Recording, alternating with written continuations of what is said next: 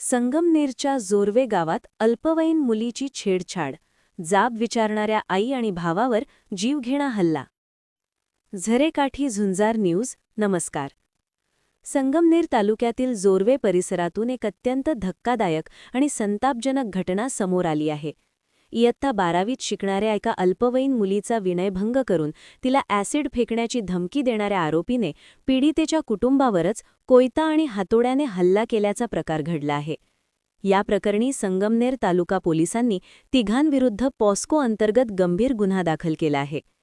ही घटना मंगळवार 24 मार्च रोजी दुपारी 12:30च्या सुमारास घडली. पीडित मुलगी घरात असताना आरोपी सार्थक राजेंद्र बलसाने याने तिच्यासोबत गैरवर्तन केले.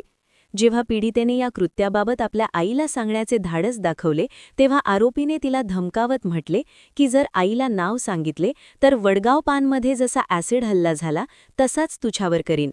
या धमकीमुळे पीडित मुलगी प्रचंड घाबरली.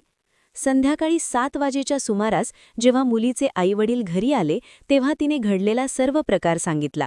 संतापलेले आईवडील नातेवाईकांसह आरोपीला जाब विचारण्यासाठी गेले असता तिथे दोन्ही कुटुंबात शाब्दिक बाचाबाची झाली. यावेळी आरोपी सार्थक बलसाने याने घरातून कोयता आणला तर त्याच्या आईने हातोडी आणून मारहाण सुरू केली. या हल्ल्यात पीडितेच्या भावाच्या पाठीवर कोयत्याने वार करण्यात आला तर पीडित मुलीलाही हातोडीने मारहाण करण्यात आली. आरडाओरडा ऐकून परिसरातील लोक जमा झाले आणि त्यांनी मध्यस्थी करत भांडण सोडवले. यानंतर पीडित कुटुंबाने थेट पोलीस स्टेशन गाठले.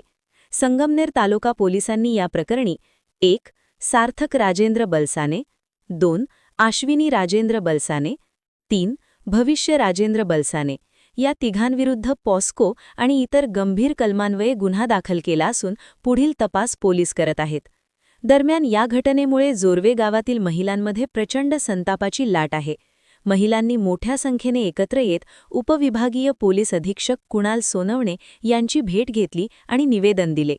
आरोपी सार्थक बलसाने हा वारंवार अशा प्रकारचे गैरवर्तन करत असून त्याच्यामुळे गावातील शांतता धोक्यात आल्याचा आरोप महिलांनी केला आहे.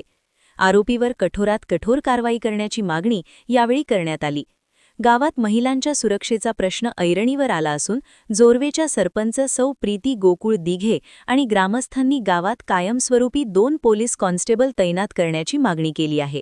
या मागणीला प्रतिसाद देत गावात ऑफिस उपलब्ध करून दिल्यास लवकरच पोलीस कॉन्स्टेबलची नियुक्ती केली जाईल असे आश्वासन उपविभागीय पोलीस अधीक्षकांनी दिले आहे.